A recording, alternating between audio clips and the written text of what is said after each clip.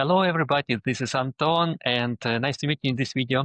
This is podcast, and in this series, my guest Dmitry Kurin. It's a good guy and with a good experience in the startup ecosystem. He founded some interesting places, and in this video, I want to ask him about a lot of information about startups, founders, about AI. It's a good or not, and more questions. Dmitry, hello. Thank you for joining. Hi, Anton. Yeah, thank you for your invitation. Hey, everybody. I'm Dmitry, and I can start from my short introduction from my side. Yeah, super. Hi, guys. Right now, I am director of the Entrepreneurship and Innovation Center at Constructor University and CEO of Constructor Start. It's an interesting program for the startups. Before that, during the last year, I'm focused on this sphere. And before that, during the 7 years, I was focused on the corporate innovations and VC. I founder of MTS Startup Hub and MTS Ventures. It's a big venture fund and the number one startup ecosystem in Russia. So I launched a huge number of acceleration program. Can you imagine 12 acceleration program I launched and 5 incubation programs, invested up to $20 million to the startups. Also, I was involved in different academic activities in Russia, in global universities too. I founder and the CEO of my own startup based in Kazakhstan in CIS, and also working as an expert advisor for startups and speaker. It's like a short introduction from my side. Yeah, that's very. It's amazing. It's a super global experience. And the first question for you: what amount of startups do you see? Do you working with? I think it's a thousand and thousand, or It's a great question. During my experience in a previous place, I selected 9,000 startups during 7 years. It was, I guess, a part of that startups is global startups. Most of them, of course, it was local startups. But right now, during 1 year, I selected more than 1,500 startups from the global market. So totally, it's more than 10,000 startups I selected during 10 years, I guess. super. Do you see the common things in these startups? For example, it's a young people, it's a tech savvy, something like this. Because Yeah, I'm interested. Yeah. interesting question. Thank you, Anton. Yeah, when I was focused on the local market, I mean Russian market, the average portrait of the startup, it's people like me, you and me. It's like 35, 39 years old, entrepreneur after 10 years of experience from the corporation. They decided to go to the open market and launch a new startup. It was like an average portrait of these type of entrepreneurs. Right now, when I looking for global startups from all over the world, from the US, UK, European Union, Asia, Africa, and so on, it's almost the same. But sometimes I see that startups from different, more mature markets, they are younger than I faced before. It's approximately 25 till 30 years old. And also they not had a huge corporate experience. So yeah, it's a different portrait of the users, I guess, startups. Why do you think it's more popular of the startup? I think like a subject, or it's a new trend, or maybe it's new generation like Z. What do you think about why it's more age more younger? All answers which you yes right now mentioned, all is Uh-huh. right. First of all, the venture and entrepreneurial market in more mature markets like European Union, US, or I don't know, big Asia countries, venture market is more mature. So, for example, if you can discuss about our CIS or Eastern Europe market or Russian market, it's more or less young market for startups, for venture capital, and so on. When we're talking about European markets, US, or big countries like Singapore. I mean, big, not like big. I mean, big capital, but not big size. They had a huge history of the venture capital market.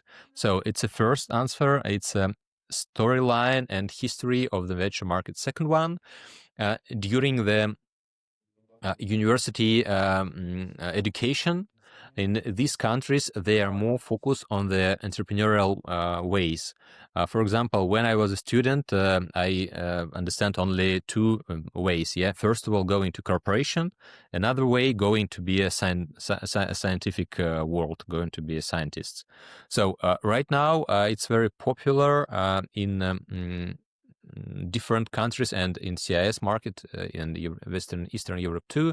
It's a realization and creation like a third path to be an entrepreneur. And yeah, that's why startups from these regions like EU, US are more mature, or they can start earlier because the type of support from the government, the local VCs, the different incubators or accelerators, they have bigger than we had before. Mm-hmm. Yeah, got it. Dmitry, what do you think? Um, if you say about entrepreneur, who's can make more success? It's near over the 40 or more younger over the 25 or 30. What do you think in your experience? It's a great philosophical question. Yeah, Right, right. because when you are more mature, I guess, for Mm-hmm. example, around 40, you had an experience and you faced several troubles, and you know how to realize, how to find out the answers, how to negotiate with person, how to hire or involve new team members. But in different way, you had several fears. That's you can realize it, you can launch that solution, or the market will uh, share the bad feedback for you. So it's like a dilemma, fears Mm-hmm. and experience, I guess. And right now, as because we're discussing at the end of 2025 year, I Mm-hmm. guess it's more important to be younger as an entrepreneur, because right now AI era, AI wave right now, it's a great opportunity to cover all knowledge and all experience, because right now it's easy to use, easy to find out using only one prompt request. Mm-hmm. I'm agree with you because in my opinion, the good feature it's a speed of your brain of your things. And after 40, sorry, I imagine of myself, yeah, it's a little bit slower because you need more time, think about it. And yeah, AI, it's a good, it helps you in all these things, but yeah, your brain, it's need more relax and for Absolutely. startup. Mhm. Absolutely. And you have a less risk appetite after 40, Yeah. because you have several responsibilities for your family, for your kids, and so on. When you're younger, you're just thinking about your startup, and you can work 24 hours per day. Yeah, it's true, it's true. But I like it. I think it's, I know a lot of the serial entrepreneur, and after 40, I based in the Serbia, and here is a technical park, and here is like serial entrepreneur around 60 years, and these guys, it's Okay. working deeply in this direction, but it's mostly R&D. It's not about mass market. It's only about research, something science, and something like this. And I think it's one kind of the startups. It's startups is, I think it's R&D for the all this time, and not go to the market and something like this. I think it's popular in Russia. Yeah. Here is in the Europe. It's some part of this. What do you think about United States? Do you know how amount of the startups in the R&D etap in whole this life not go to the market? Mhm. Yeah, you're right. When we're talking about more deep tech startups, it doesn't matter what's your age, because during your scientific career where you need to graduate PhD, you need to graduate different scientific approvals, and after that you can go to the deep tech or science tech market, and you can start your career only at 40. So you're younger scientific man at 40. So it's a different area. For the realization of your company. I totally agree with you. Regarding the US, as I mentioned, that's in US it's more self-oriented educational process. You should realize yourself. You should looking for the areas which you'd like to cover during your educational process. It's more self-motivated and self-control. So that's why they can create a startup during student time. That's why they are more aware with opportunities to start your company at 20, 25 years old. So I guess, but of course, there are many cases when colleagues can start the first company, the first startup at 40, at 43. You can remember maybe cases of McDonald's, or Yeah. I also I checked some days ago information about a Lego founder from Mhm. maybe you know it's Sweden. started from 45 years old approximately. Yeah, it's true. It's true. It's interesting question about the US market because a lot of the entrepreneurs and startup founders want to go to this market. And if you are born in the United States, you have more opportunities, I think, because you have a good network and it's a lot different from the, for example, EU ecosystem. In the US, I think the investors, with funds and angel investors can give more money in your early stage. For example, you are around 20, you have a brilliant idea, only idea, no traction, no MVP, and you can find the investors from your network. For example, it's maybe your neighbor or it's somebody else, and you give for you $300, $500, $1,000 for your startups. And in what I see, it's a real. What do you think about it? Because it's next step. It's about all VC ecosystem, and I think in the US it's more mature, what you mentioned, and it's more, I think, life and more energy inside. Yeah, I totally agree with you regarding the US market, and there are very easy answers on this one. First of all, the capital market of the US, it's number one capital market in the world. So the huge size of the money ready to support venture entrepreneurs, venture startups, and so on. So it depends on the first answer about the point of capital opportunities. Second one, you're right about network, but of course, when you're talking about B2C market, it makes sense. For example, you can involve more first clients and to launch like a snowball opportunity for your company. But regarding the B2B market or enterprise solutions, it works not the same, but you should have a more mature connections in a big corporations, not like only friends and family.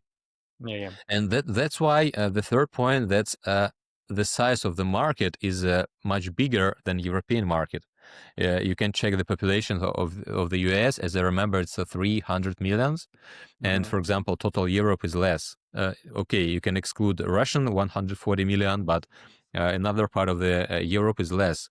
So and also US, it's a union market. I mean, for example, depends on the European Union. It's different languages, different Mhm. countries. It's a separate Laws. one from each other, and you can go, for example, to the France market, and after that jump to the Germany automatically. It doesn't work. You should localize your solution. You should create in your network and so on. It's very disappointed between each other. So US, it's a big one market.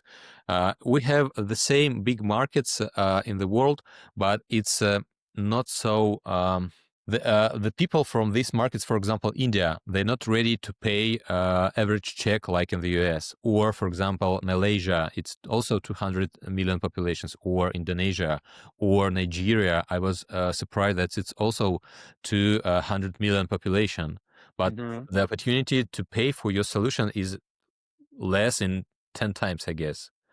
So the answer about the US, I guess, and I totally agree that it's it's a country of immigrants, and it's easy to onboard you like entrepreneur, because Mhm. you haven't any barriers. You should learn only in English. You shouldn't know German, French, Italian, or different languages for going to the market. You should know only one language, and you should go to the one country. So they haven't any borders, they haven't any barriers inside the country. Of course, they have different type of legal support or barriers. They have different taxes in different states, of course. But in Europe, it's totally different. For example, when we're talking about Germany, I'm based in Germany, and they haven't any tax preferences for the startups. Can you imagine? Yeah, it's right now at the end of 20, 25 years, and they can type of support for the tax zero for the capital gain. For example, as it's realized in the US and Delaware, or in Cyprus, British common law, or in different areas like Singapore, or in, yeah, I surprised. Mhm. So the size of market, the language barriers, and the size of a population, it's I guess it's three main points of growing or struggling your solution. Yeah. I add some interesting and weird example. I have not a lot, around dozens of entrepreneurs and startup founders who are going to US market, but they totally don't know English language. And what's their cheat? They are working with, for example, with the Armenian language. If they're from Armenia, it's a Russian language. If they can find the investors, tech team co-founders and other. And the next, they're hiring the locals, and this startup it's working great because they pay money for the sales manager, and they working with this market, and with the investors they can sync with their mother language. Um, my next question about I think you know a lot of examples when the immigrants go to the US market, and it's like brilliant. It's a main idea, and a lot of my network want to go firstly to the US market, but it's super difficult and it's super expensive to go there. What do you think about it? It's good or not go first on the US market and next scale to the EU and Asia and other countries? Interesting your opinion, and maybe do you know some cheats or hacks how you can do it more easily? Yeah, a great question. Thank you. And it's very difficult to answer on this one, but I'll try. First of all, right now we have online opportunities and work remotely. It doesn't matter where are you located. Of course, when you're talking about enterprise B2B solutions, you should set up several meetings with your potential clients. You need to show some solutions and so on. But right now, after the COVID time, we can set up an online call using Zoom, Google Meet, or different online platform, and can collaborate with different markets, for example, and stay in Serbia, stay in Armenia, stay. Okay. Right now in Russia, you can't work because it's blocked several services, and it's you can't realize this one. It's very difficult, and different time zones. It's also a big problem when you try to working with US. So you should thinking about this one, different time zones. That's why my opinion that you should start your business in the local market. But of course, you should think first of all, is it your market is very little, like Armenia or I don't know Georgia? It's a little market. Yeah. You can validate your solution and get a first feedback from your clients. If you feel that you can find out product market fit, Of course, after that, you should scale your solution to the bigger market, like European Union, I don't know, Germany, France, different countries. It doesn't matter. Mhm. If you feel confident and if you feel support from your investors, from your family, and you have a budget, you can move to the US and try to scale there. But of course, it's a very expensive country. It's very difficult to go to the US because you need to apply for several type of visa. It's non-immigration visa. It's only you can stay. It's a temporary stay in the US. So it's also different barriers they have. So you can try to go to the US market, and you can locate, for example, in Latam, in Argentina, Colombia, Brazil. It's very common right now. I know many startups who working on the US market and living in the Latam market. It's cheaper. It's at the same time zone, and you can fly to the US very easy, several hours, and it's okay. So that's why. My opinion, you should start your first steps from the market where you understand the audience. If you Mhm. understand the audience of your local market, let's try to realize this solution there. After that, you can transfer and can move it to the bigger market, but you will need a support from the investor, support from the founders and co-founders, support from your family. So don't go to the new market like US without plan B. Mhm. If you haven't plan B, don't start with this one. So it will be a waste of time, waste of money, and waste of dreams. So it will very difficult for realize yourself in the US market from the scratch. So you need to prepare this one. And I know many founders, for example, who also located in Europe, for example, I don't know, in Amsterdam or in different places, and they Mhm. trying to launch their solution because it's online, is everywhere. They try to involve some audience from the US, from different markets, and they thinking moving to the US when, for example, they will reach out, I don't know, 1 million revenue, for example. It can cover your costs. It can cover your, I don't know, different expenses for your co-founders, for your team, and so on. So just thinking about economy. Yeah, yeah, yeah. It looks like a playbook and super, I think, useful for our listeners, or because yeah, it's a good options. Start from the place where you are living now, and next go to the next stage. But one additional question for you: when you think that right now to go into for funds, because a lot of founders think, oh, I have idea. And on this stage, I want to go to and try to reach out for VC, angels investors network and something like this.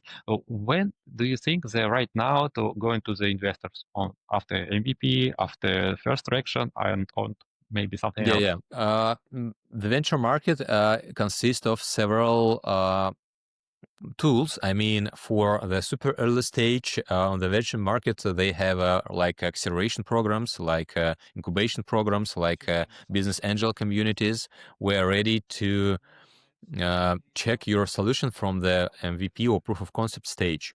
Of course, if you're working on the idea stage or you try to realize a proof of concept, I guess it's better to find out support from 3F: friends, family, and fools. Yeah, you know, it's this joke from the VC market. So Mm-hmm. when you reach out proof of concept and you see that it works, it's a time to go to the institutional support, go into the acceleration programs, go into incubation programs, go into business angels.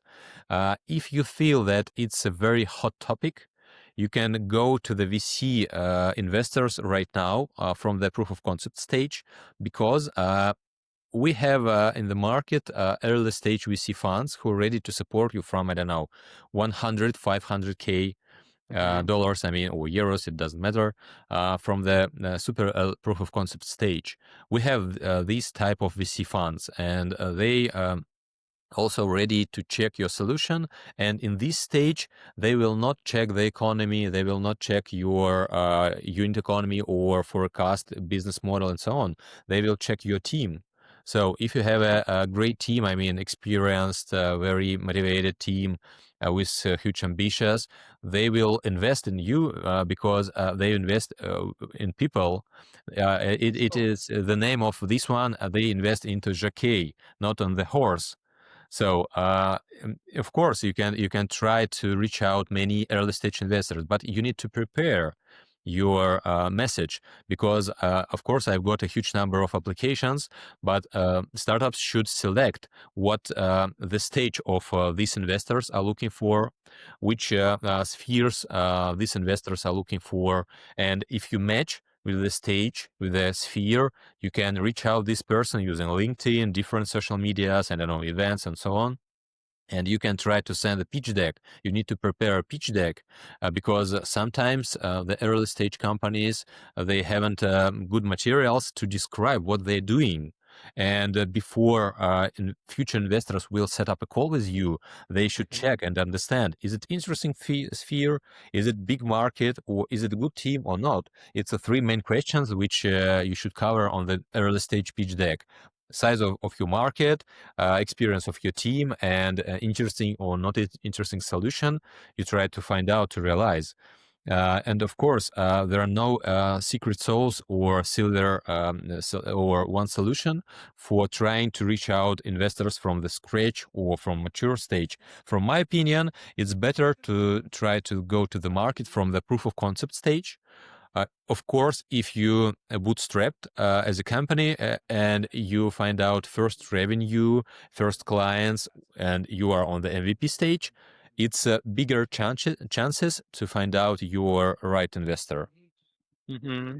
Mm-hmm. Yeah, got it.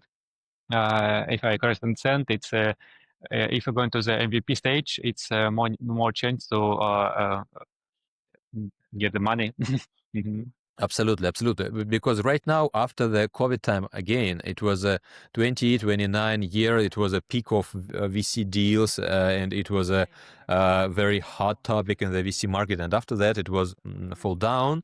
And right now, during the last several years, investors are looking for dividend model, looking for break-even startups, because it's the money is very expensive right now, and I see that it's changing right now. It's not like a summertime on the VC market, but it's like a spring.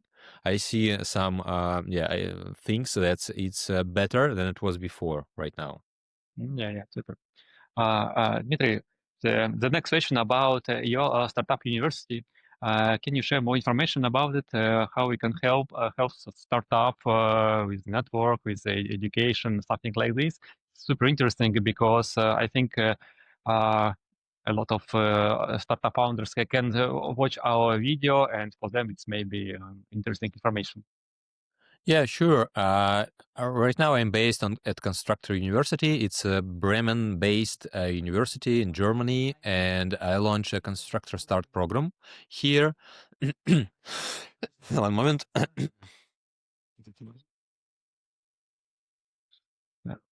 I was in Bremen. Yeah, it's a good city. I like it. It's Yeah, a it's nice.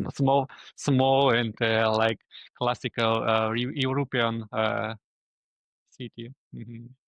Absolutely, absolutely. Yeah. That's why I'm ready to continue. I based in Bremen, in Germany, and I launched Constructor Start. It's a startup program designed to help founders turn early stage products into fundable companies in the rapidly evolving landscape of B2B SaaS, deep tech, AI, and ed tech.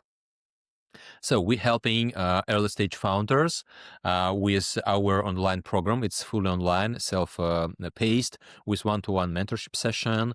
It's an 8 weeks online program where we covered all the main blocks of the creation or scaling your company, your startups, like unit economy, competitive advantages, fundraising, sales and marketing, legal, and so on. And our unique value proposition of our program, it's a demo day. We select companies and preparing them for the demo day. It's a great opportunity to present their startup for the investors because we involved up to 50 different investors from all over the world, US, European Union, Asia, and so on, and get 100K initial check post demo day from our VC fund. Because we have not only Constructor University, we have also have a Constructor Capital Fund. It's a 120 million under management VC fund. And colleagues ready to support the best startups after the Constructor Start program with 100K per initial check. Also, we provided access to the top global tech and business experts. It's very important for the companies or startups who are ready to go to the global market, European, US, and so on. And also, we provide several perks from our partners. It's cloud solutions providers, or it's different perks for the free of charge software and so on. And also, we as a university are ready to support by scholarship, by some perks from the educational and research programs from the Constructor University. So it's some information about us. Founder need to pay some money, or it's you need to validate Oh, it's a free idea. of charge. It's not for all free of charge, and Yeah. you need to prepare it before. For example, you mentioned some tech, tech and other thing. It's a pre-validation. For example, if I'm making Martech, it's my direction. Can I go here, or it's not for all?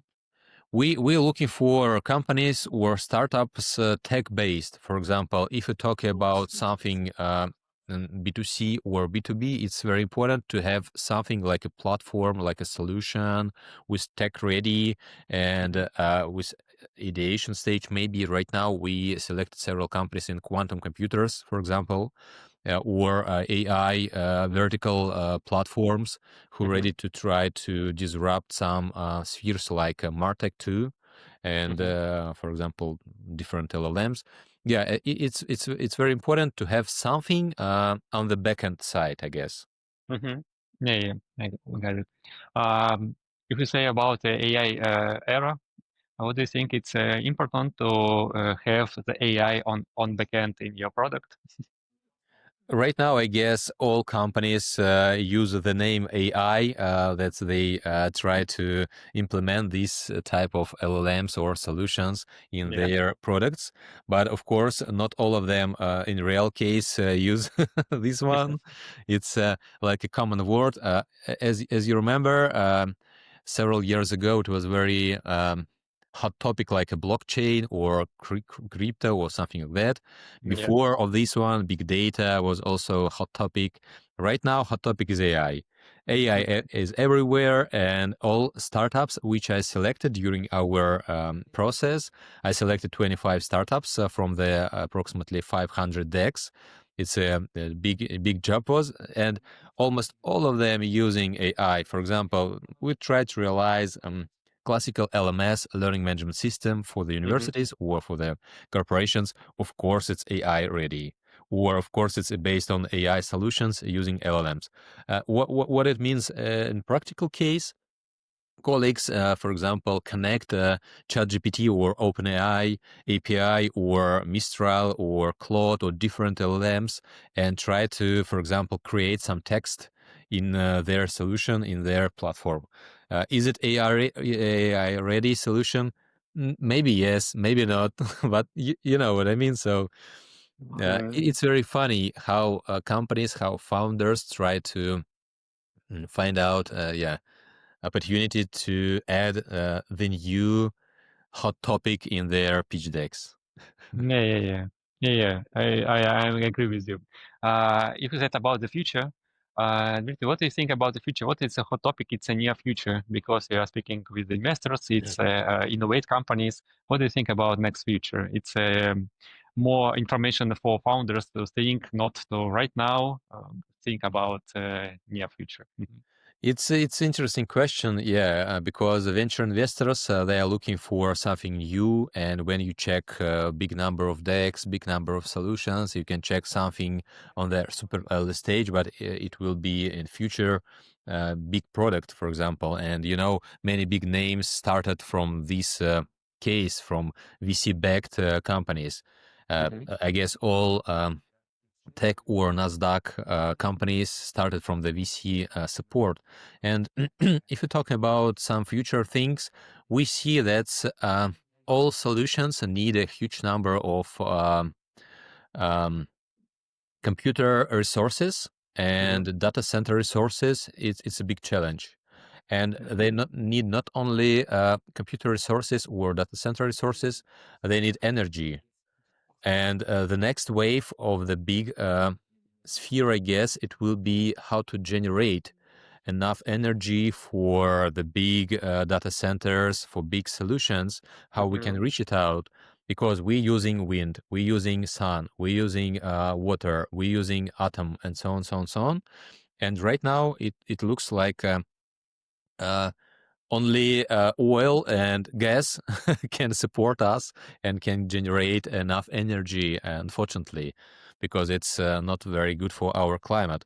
But I see the trend that's little atomic base station or the energy station will create. It's next big thing.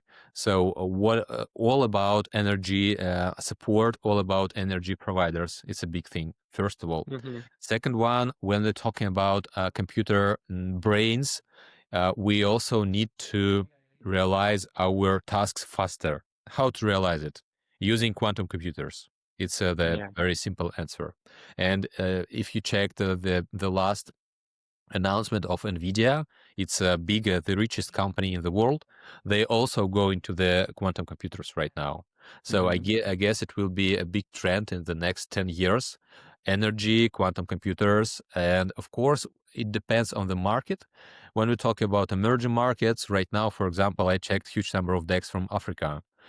Hmm. It's still important fintech, it's still important e-commerce, it's still important edutech, Hmm. edutainment, edtech, and so on. So it depends on the market, and Africa is a big market right now. It's a 1 billion population and so on. So Hmm. regarding the tech trends, quantum computers, energy, and I guess microelectronics, also it's a big challenge. Yeah. Yeah. Hmm. It's a good options for 60 years old entrepreneurs and founders because it's a deep tech, it's energy and supercomputer. I think it's a they're waiting this time because they're sitting all this life in the R&D sessions, and now it's their glory time. Go to Absolutely, market. absolutely. And technology, yeah, exploring very fast. It's rapidly going very fast. So, yeah. Yeah, yeah, super.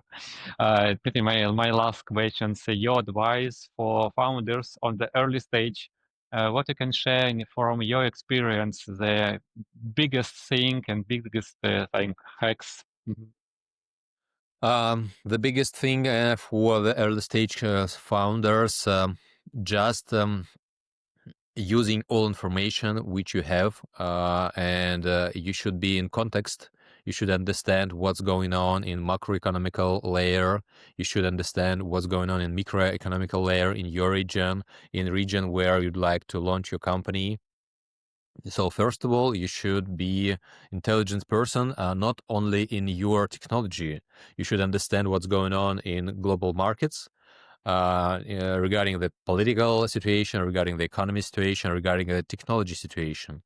So first of all, try to understand what's going on and try to find out some niches where you can realize yourself. It's a first option, first advice. Second one, you need to involve a great team. Just start to thinking who are ready to support you during the long way, because to start your own company, it's a way for 5 or 10 years. So you should looking for your partner like you're looking for your future wife. So it's very important to be in the same level of understanding, in the same level of collaboration, to understand each other very quick and very simple. So it's very important to collect a team with different type of expertise where you can realize your product. It's very important, second thing. And the third thing for early stage founders, to be brave, to be more ambitious guys, and try to create something new. Don't copy paste what you can see on the current markets, because anybody would like to do the same, and you will haven't any barriers from copy paste your solution too. Try to find out something new business model, new tech solution, or new um, customer needs if you can find out it. So be more spontaneous and be more open for trying to find out new disruptive solution, because right now it's not only about copy paste several solutions and to be a success. Right now the world is changing rapidly, so you need to find out something new where you can realize it in future, not right now. Just imagine your roadmap in 5 or 10 years, and come back from each year where you should what you should do and where you can stay right now. So you can imagine your roadmap for the 10 years, and you can create something from the scratch, from the first date. So just thinking about global context, engage and looking for a great team, and try to realize something disruptive. Super. It's amazing. It's looking like a plan here, like a next step, and you're going here. Um, I'm really impressed about Constructor University, because if you can share a lot of this useful information in podcast, what's happened in the your program, it's super interesting. I share information about university in the links below, and if you're okay, I can share your LinkedIn too. Maybe some of Sure. our audience can have the questions and Sure, can sure. write Right now for we you. have a next batch of our startup program, Constructor Start, and the next one will start it from the February, I guess. Don't Mhm. miss this great opportunity. It's an interesting solution for you, like trying to jump to the next level. Yeah. I think it, and for myself and for my projects too, because yeah, I think it's super opportunity. Super, Thank you, Dmitry. Anton. Thanks for this podcast. A lot of information, and for me, I'm engaged some interesting ideas about the future, about the roadmap, and so on. Thank you, and Thank you. Stay in touch. Yes. yeah. Thanks for watching, guys, and I see you in the next video. Bye bye. See you.